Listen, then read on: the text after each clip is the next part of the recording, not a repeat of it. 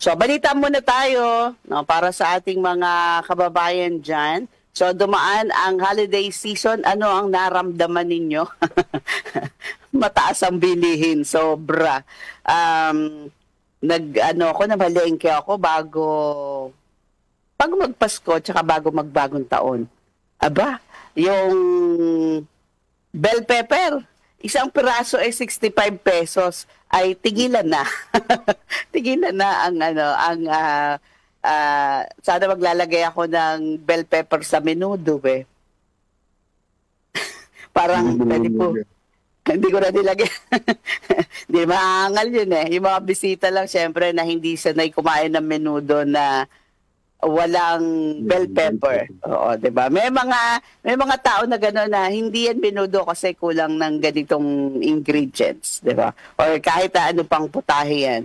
Pag kulang ng ingredients ay parang hindi. So, yung bell pepper ay hindi muna ako bumili. Hindi muna ako bumili. Kamatis, gano'n din, mataas din. So, ang paliwanag po ng Department of Agriculture sa mga yan, syempre, tumaas ang demand at yung mga problema natin. Halimbawa, sa presyo ng karneng baboy, alam nyo ba, umabot sa 430 kada kilo ang presyo ng baboy. Samantala, yung gulay, mataas pa rin kahit nga tapos na rin yung holiday season. So, ang paliwanag po ng DA, doon sa karneng baboy, kaya umabot sa 430 ang kada kilo, dahil daw po sa impact ng African swine fever at mataas na demand nitong holiday season.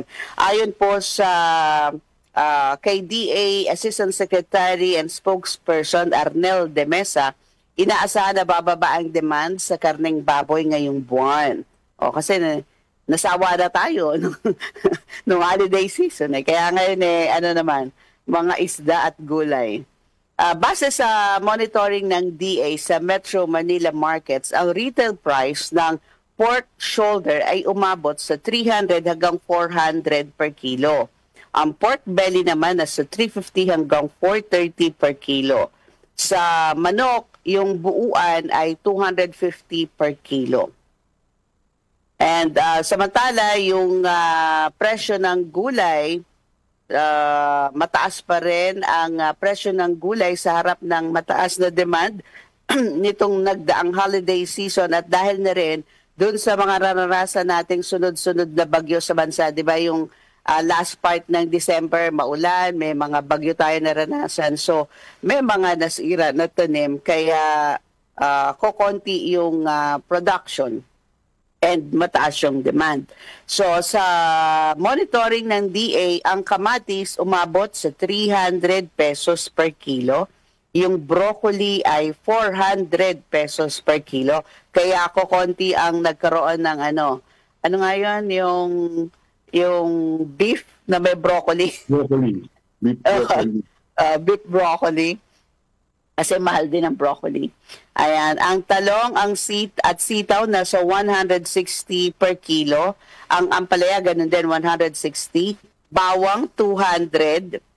Ang bell pepper, 1,000 pesos ang kada kilo. Kaya pala ang isang piraso 65 pesos. Ang carrots na so 240 per kilo, patatas 175, sibuyas 160 at ang luya 260 ang kada kilo. Yun pa naman yung madalas natin ginagamit kapag holiday season, di ba? Yung carrots, patatas, sibuyas, bawang. Ayan. Yan yung mga presyo. And doon sa karning baboy, parang napansin ko nung pumunta ako sa palengke, doon sa mga fresh na bagong katay, kukunti yung pila. Doon sa mga frozen, ang haba ng pila. Talagang parang may blockbuster. Blockbuster yung pila. Sabi ko, ba't kaya ganun? Yung pala medyo mas mura-mura ng konti kapag frozen. Kasi ang nilalabas naka-box, Kuya Ramil, hindi ako sanay ng karning baboy naka-box. Kasi nasanay nga na ang binibili yung bagong katay. So, ayan. Kaya, Yun lang yung napansin ko sa palengke, no? At kahit mataas ang bilihin, ang dami pa rin tao sa palengke. Di mawawala yun. 'Di ba? Kahit papaano naghahanda yung ating mga kababayan. And ang isa pa napansin ko, ewan ko lang sa lugar po ninyo, ano, yung paputok. Ay grabe ngayon. Parang mas maraming pera ang mga Pilipino sa paputok. Kasi alauna na, maingay pa, marami pang, nagkukwitis or may kanya-kanyang paputok. I don't know, nasanay kasi ako dun sa lugar kung saan ako babagong taon. Hindi naman ganun sa mga nakaraang bagong taon pero itong 2025, pagsalubong sa 2025, yun yung napansin ko, mas mahaba yung ingay, siguro nga mas maraming pera ng tao ngayon, pambili ng paputok. So, yan. Ikaw, maingay ba sa lugar mo? Kasi ako, Quezon City ako sa Kamuning. Ikaw, saan ka? Dito sa Antipolo. Maingay talaga dito. Maingay din. At saka, mausok. Mausok. Oo, kasi totoo. dito sa Antipolo, di ba mataas? Oo. At yung usok dito po. Umakyat na dyan sa Antipolo. So, ayan. Sana masaya ang ating bagong taon at ang ating Christmas sa kabila ng matataas na presyo ng bilihin. So, kayo, ano bang na-experience ninyo na sa palengke? Nasayahan ba kayo o talagang pikit mata? Ako, pikit mata na bumibili ng mga items Wala nang, wala ka namang choice Yun na nga lang, imbis na marami kang lulutuin, konti na lang. Konti na lang. Yun yung strategy. Para hindi masyadong masakit sa bulsa. Okay, balita number 2 tayo. So, dahil nga pasok ng bagong taon, ang sabi, Agriculture, Department of Agriculture moves forward post El Nino and La Nina.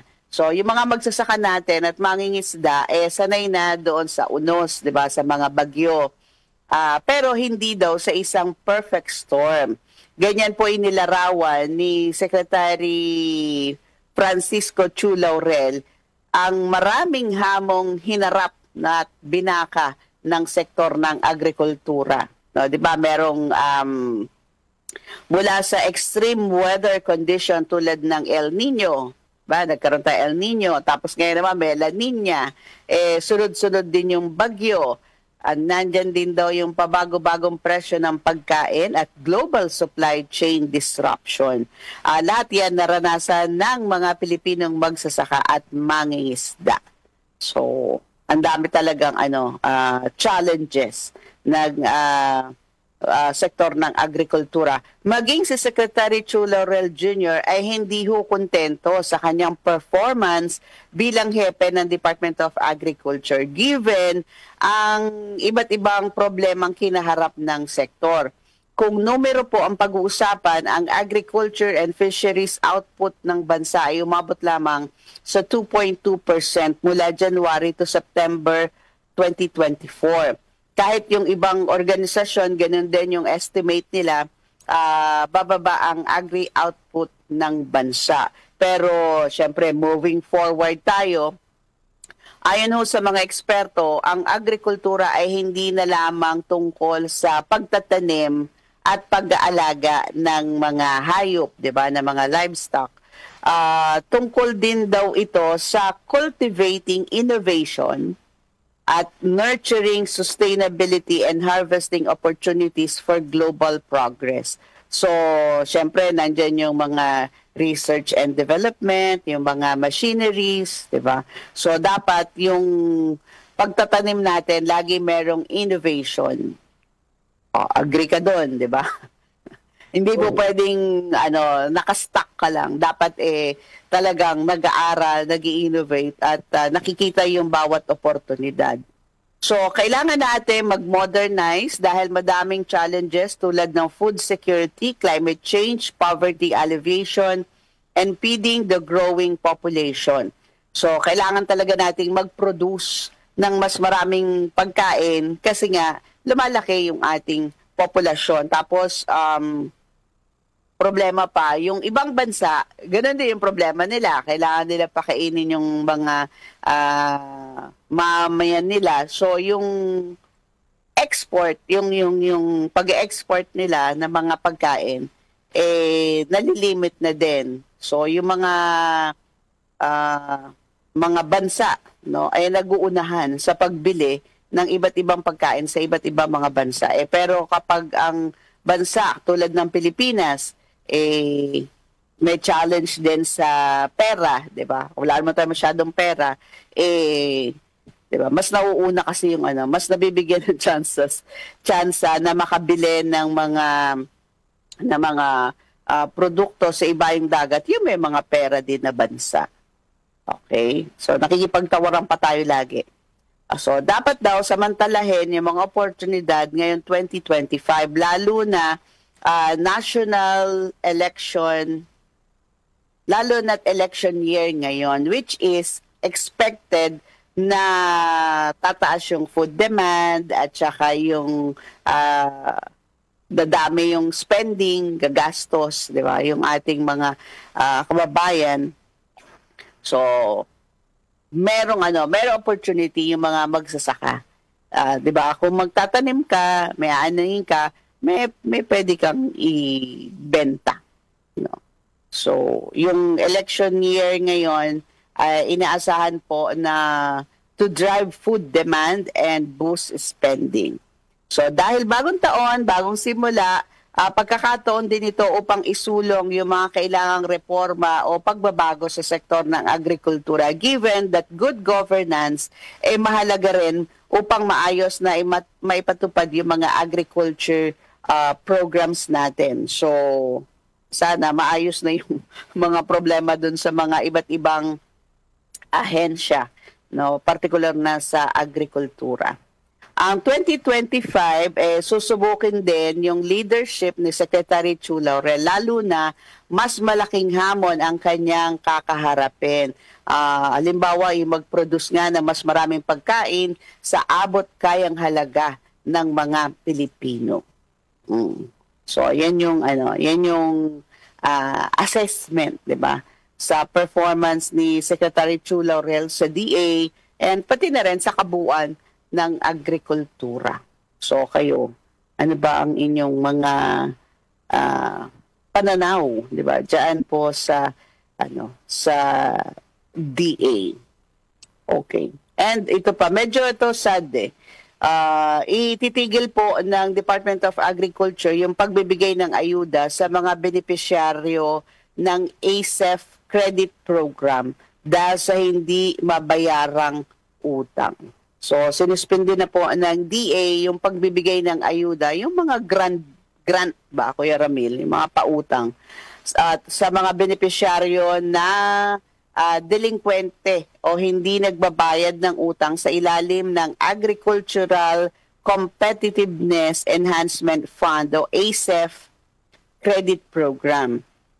Itong ASEF Credit Program ay pautang na idinadaan sa Land Bank, no, Land Bank of the Philippines, para sa mga magsasaka, sa mga mangingisda na magagamit po sa pagbili nila ng mga binhi o kaya ng mga makina na kailangan nila para matulungan na mapadami yung kanilang ani at yung kanilang huli.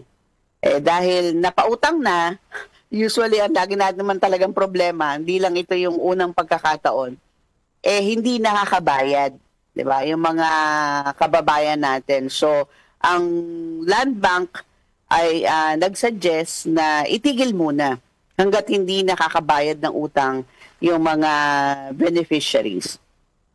So, base sa pinirmahang Memorandum Order Number 60 ni Agriculture Secretary Chu Laurel Jr., so iminungkahi po ng Land Bank sa DA na suspindihin yung pagbibigay ng ayuda doon sa mga delinkwenteng benepisyaryo ng mga banner programs hanggang sa mabayaran nila yung kanilang mga loans. Isa ito sa mga paraan ng Land Bank upang matugunan yung lumalaking bilang ng mga delinquent loans. So, hindi naman pwede pautang ng pautang. mauubos ang budget, di ba? Mauubos ang pera. Dapat, ang alam ko nga di ba, kapag ganito kay Ramil, especially bawa kung co-op, yun yung unang-unang tinuturo yung pagbabayad utang. I don't know what happened. Hindi rin. Hindi kasi meron ako na-attenda na seminar. Okay. Sabi, nagsalita yung Land Bank. Sabi ko, Ma'am, unang-una,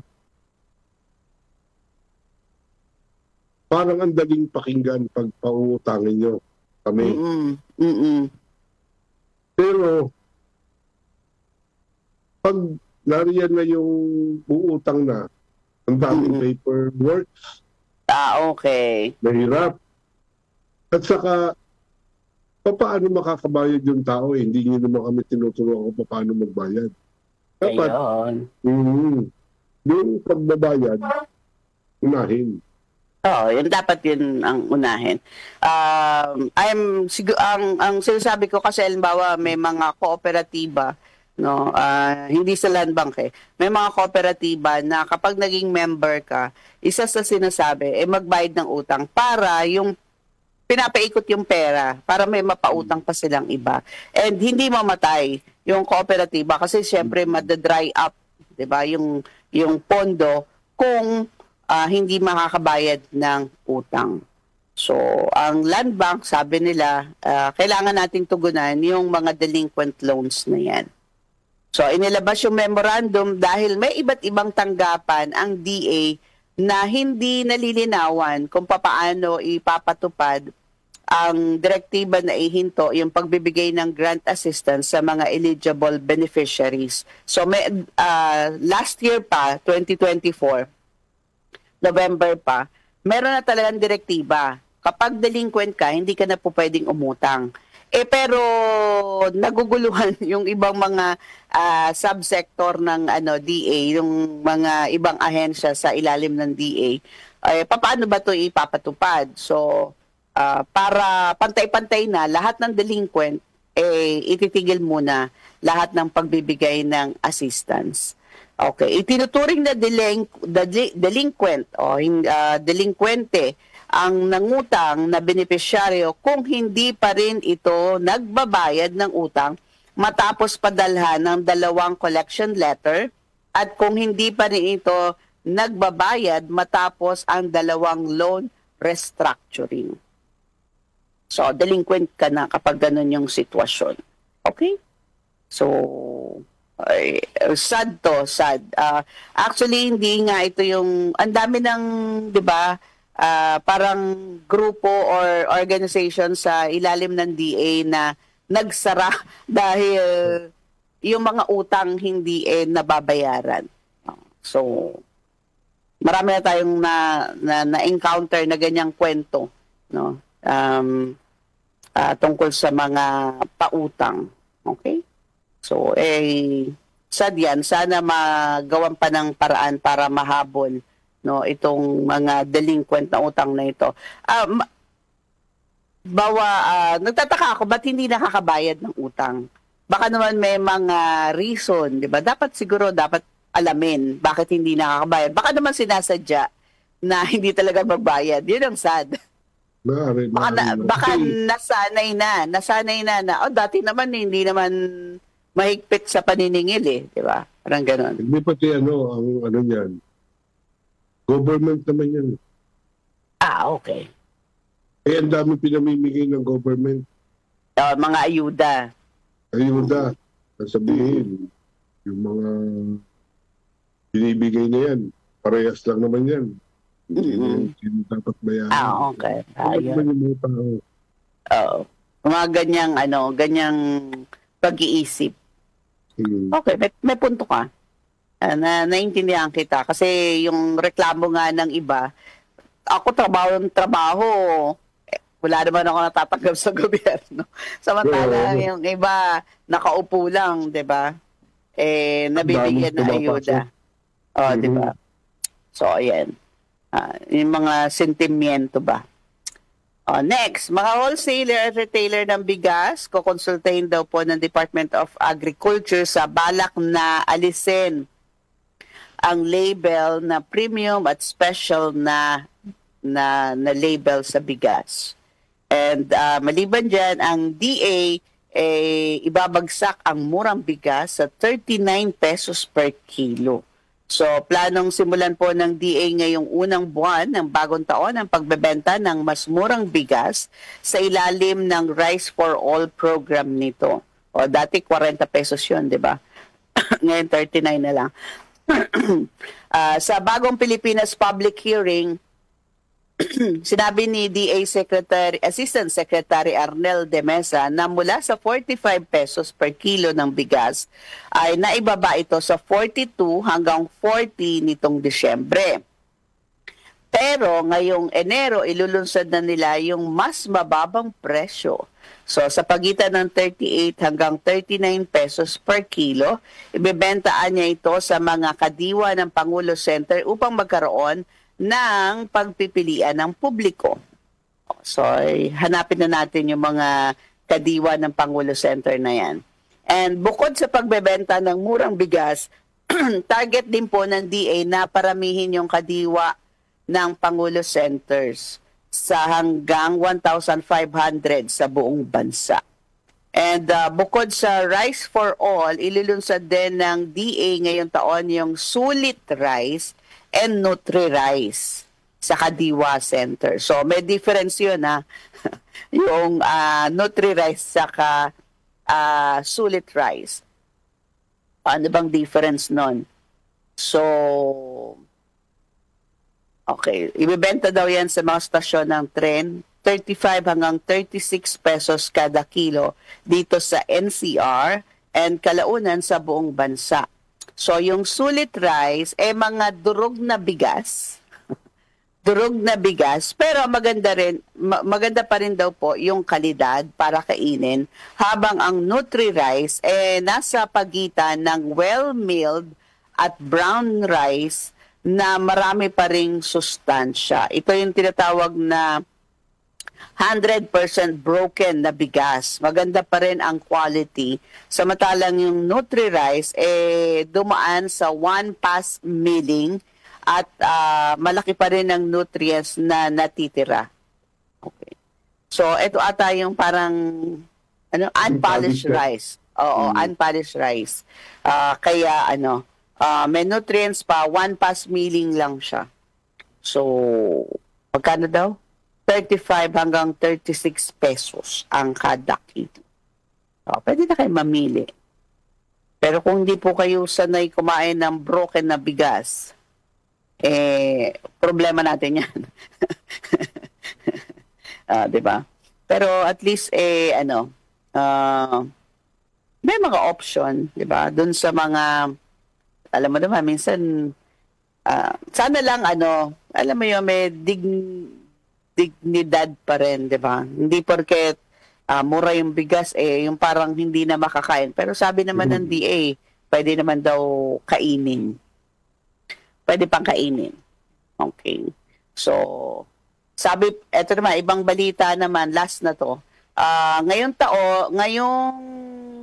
Enero hanggang Hunyo ngayong taon, ayon sa Pag-asa, 8 bagyo ang inaasang papasok sa Philippine Area of Responsibility.